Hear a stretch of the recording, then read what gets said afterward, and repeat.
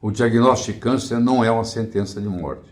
Essa é uma das nossas mensagens, porque nós vamos trabalhar com a epigenética e não com a genética.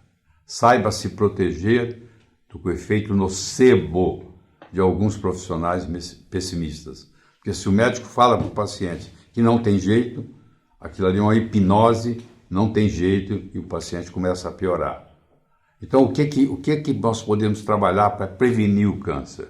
Primeiro, sedentarismo. Isso está comprovado na literatura que a atividade física é um dos melhores remédios que você pode ter para prevenir o câncer. Então, e hoje nós temos esse problema do sedentarismo. Segundo é o estresse. Quem não tem estresse hoje? Tem gente que está 24... Uma pessoa que levanta às 4 horas da manhã para ir trabalhar, para pegar 2, 3 ônibus, pegar o metrô, chegar no trabalho, produzir o que tem que produzir no trabalho, voltar para casa, que aí é pior ainda, mais 2, 3 horas. Eles fazem isso, você acha como é que fica. Dorme pouco, levanta às 4 horas da manhã, 4 e meia. Essa pessoa tem um nível de estresse constante.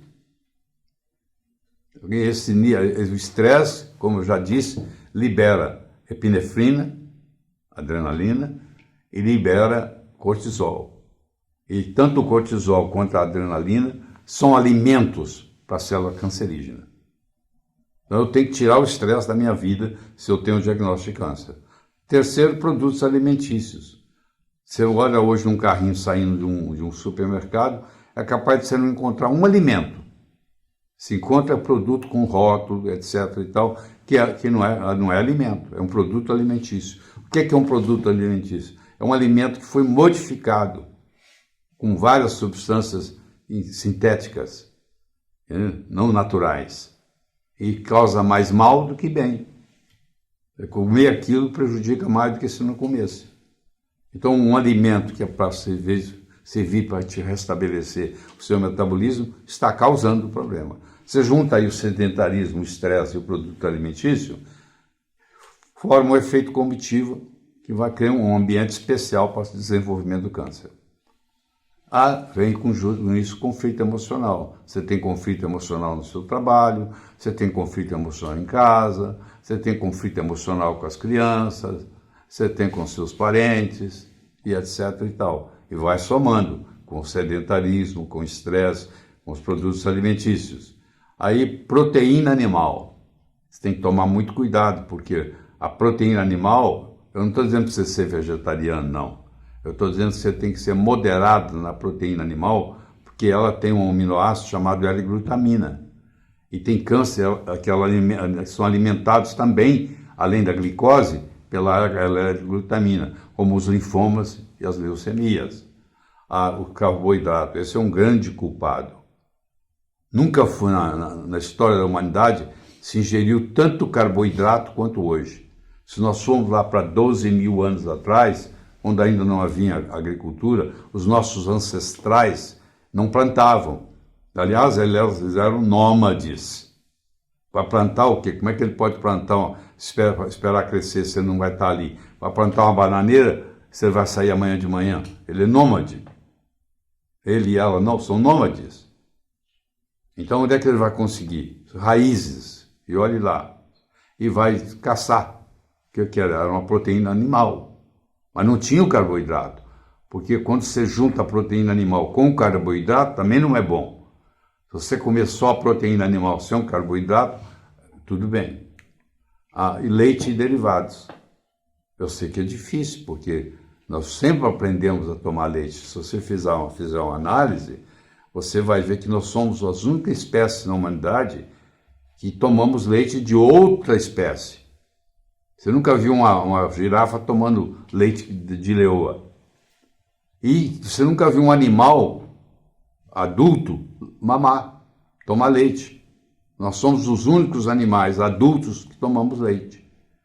E todos os derivados. Você fala assim, mas quando você faz um queijo fermentado, você não tira de lá a lactose, que é o açúcar do leite? Tiro.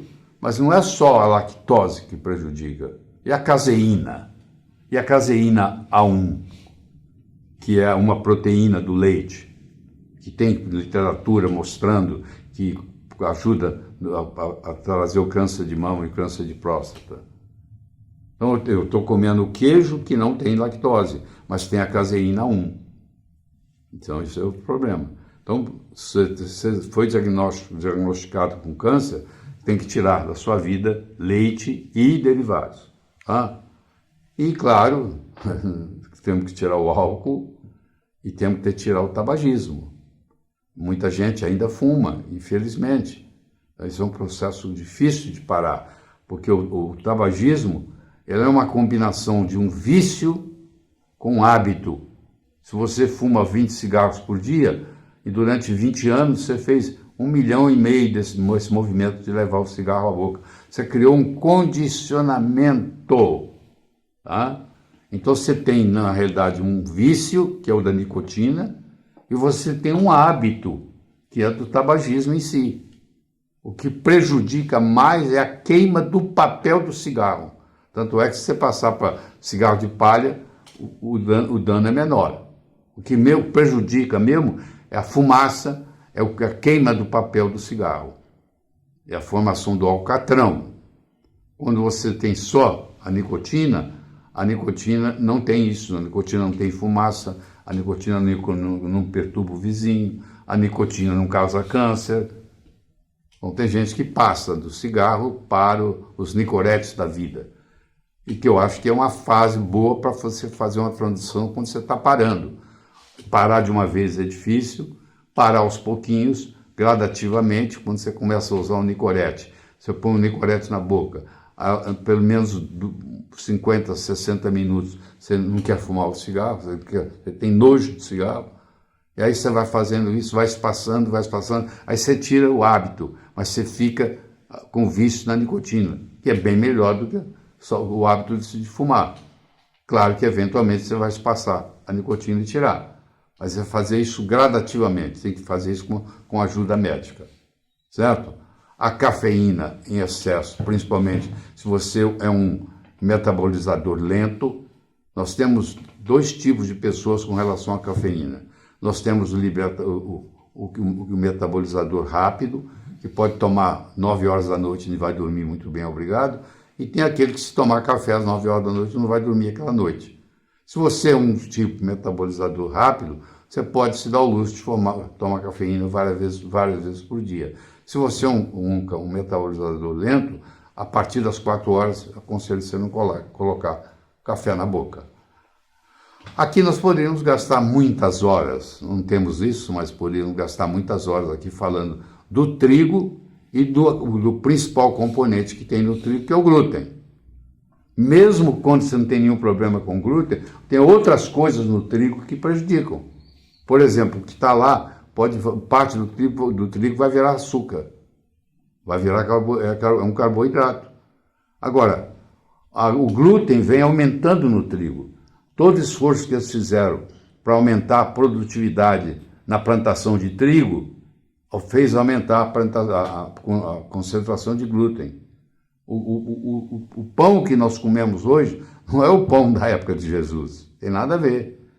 Houve uma transformação muito grande e nos últimos 50 anos a concentração de glúten no trigo aumentou 400%. Então praticamente hoje eu recomendo todo mundo acabar com o pão em casa.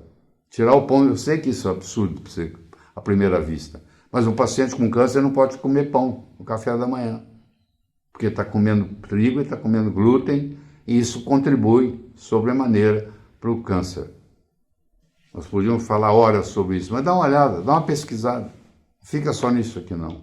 Então, como eu disse, a proteína animal tem um componente chamado L-glutamina, que é um alimento para células cancerígenas, principalmente do sistema hematopoético, aquelas linfomas, os linfomas, as leucemias. Principalmente, você tem que evitar ao máximo a carne animal. Você tem que virar quase um vegetariano durante esse período que você está tratando do câncer. E o cortisol do estresse, também o câncer gosta de comer cortisol, e a epinefrina, que é também chamada de adrenalina, que também serve como um alimento, entre aspas, para o câncer. Bom, excesso de sal Eu não estou falando para você ter uma dieta hipossódica, que também prejudica, mas para diminuir, né, nesse período que você está doente, você tem que eliminar, diminuir a concentração de sódio, trigo e glúten. Estamos passando de novo aqui, que é tão importante você falar da gliadina, que eu não falei lá, estou falando aqui. A principal proteína do glúten é a gliadina. E a gliadina é uma proteína muito difícil de ser digerida. E ela acaba causando um dano muito grande no intestino e aumentando a permeabilidade intestinal. E aumentando a permeabilidade intestinal. O uso de refrigerantes, tem gente que toma 1 litro de refrigerante por dia. Frituras, porque na hora que você faz a fritura, você pode criar uma gordura trans, que também prejudica muito. E os óleos vegetais, que tem tanto o ômega 6, que é um inflamatório, todos os pares são inflamatórios, todos os ímpares são anti-inflamatórios. O ômega 6 inflama, o ômega 3 desinflama. E mais a gordura trans. Você combina o ômega 6 e a gordura trans, olha o que acontece. Isso facilita a promoção do câncer, certo? Um produto alimentício é um ex-alimento derivado geralmente de plantas, de onde for extraída a fibra, as vitaminas, os minerais, os antioxidantes, os micronutrientes e adicionados substâncias artificiais, como é o caso desse bolo aí. Pode estar muito bonito, você tem que comer com os olhos, mas uma fatia disso aí pode te trazer muito problema.